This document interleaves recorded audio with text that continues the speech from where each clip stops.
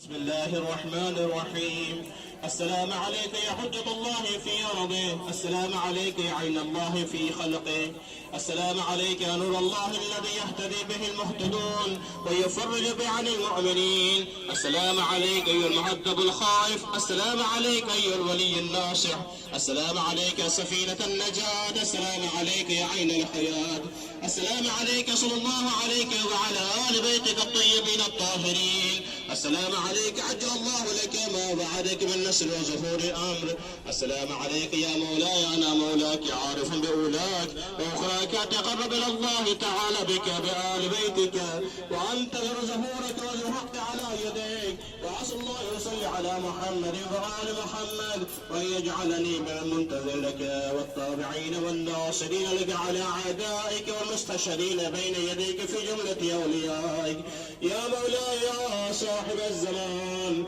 صلوات الله عليك وعلى آل بيتك.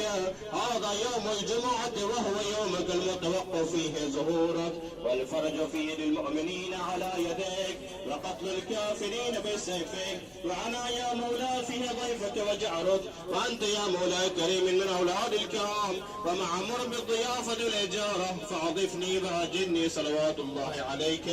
وعلى أهل بيتك الطاهرين. اللهم صل على محمد وآل محمد. بسم الله الرحمن الرحيم. اللهم